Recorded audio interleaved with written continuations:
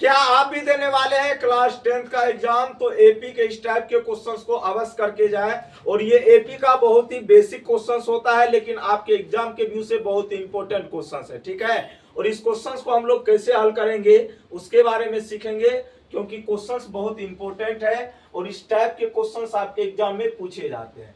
इसमें कहा गया है एपी के प्रथम 4 पद को ज्ञात करें जिसका प्रथम पद ए तथा सार्वंतर डी दिया गया है। यहाँ पे नीचे में आपको 4 क्वेश्चंस दिख रहा होगा।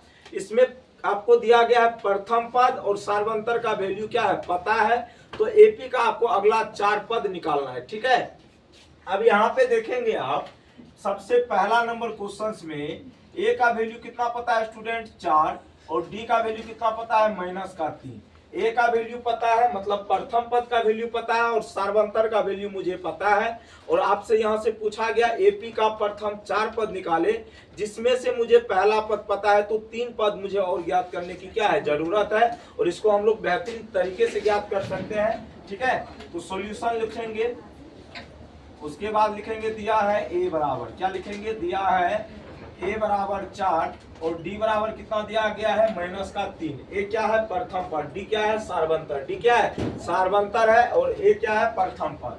अब यहाँ पे हम लोग जानते हैं एपी के पद को हम लोग T1, T2, T3, T4 so and so द्वारा सूचित करते हैं, ठीक है। तो यहाँ पे मुझे एपी का पहला पद तो पता ही है, तो T1 क्या होता है, एपी का पहला पद T1 लिखो या A1 लिखो या A लिखो, बात क्या है बराबर है। तो T1 बराबर मान लेते हैं A, मतलब जो कि दिया हुआ है प्रथम पद कितना है 4, कितना दिया गया है 4, ठीक है। ये पहला पद हुआ। T2 मुझे निकालना है, तो T2 को हम क्या लिखते हैं A plus D, A plus क्या लिखेंगे D, A प्लस डी, ठीक है। तो A कितना है हुआ 4, D का वैल्यू तो आप पता है कितना -3, ठीक है। तो प्लस माइनस माइनस, तो 4 - 3 कितना होता है 1, कितना होगा 1। उसी तरह मुझे T3 निकालना है, क्या निकालना है T3, तो A प्लस 3 से 1 कम करो 2 इंटू क्या करो D, कोई दिक्कत। तो A का वैल्यू पता है 4, फिर प्लस 2 गुना D का वैल्यू कितना पता है -3। अब यहाँ देखो 4 प्लस प्लस माइनस क्या होगा -3 गुना कितना होगा 6, ये कितना आएगा -2। उसी तरह T4 हम निकालेंगे, तो A प्लस कितना D हो जाएगा, A प्लस हो जाएगा 3D, कितना D हो जाएगा 3D।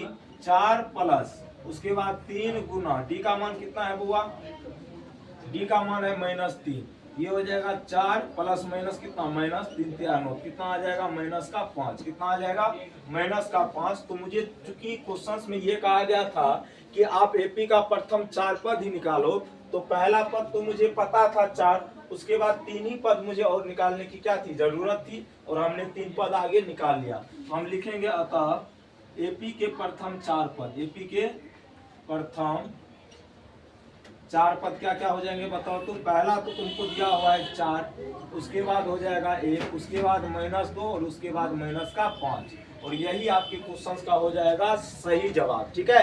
एक क्वेश्चंस और हम लोग देखेंगे अभी, जैसे एक क्वेश्चंस दे देते हैं, जैसे हम दे देते हैं प्रथम पद दिया हुआ है 2 और डी का वैल्यू आपको पता है 3। इसमें से एपी का प्रथम 4 पद आपको निकालना है, जिसमें पहला पद आपको पता ही है, मतलब T1 बराबर A बराबर कितना हो गया 2, ये पहला पद है। दूसरा पद हम निकालेंगे एपी का, तो A प्लस डी करेंगे, मतलब 2 प्लस 3 करेंगे, कितना आ जाएगा बुआ 5 आ जाएगा। यहाँ से T3 हम निकालेंगे, तो A प्लस 3 से 1 कम 2 इंटू में क्या करेंगे D।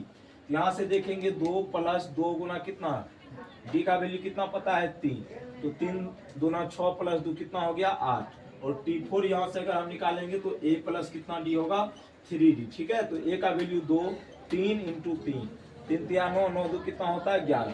देखो यहाँ पे एपी को अगर आपको चेक करना है कि क्या ये अनुक्रम एपी में है, तो आपको क्या करना है, बस उसके बीच का डिफरेंस आपको चेक करना है। क्या चेक करना है, डिफरेंस। डिफरेंस अगर इक्वल है तो वो अनुक्रम किस में होगा, एपी में होगा।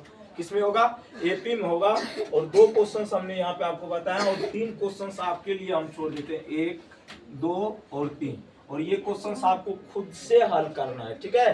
तो बाय बाय, टेक केयर, जय हिंद, जय भारत।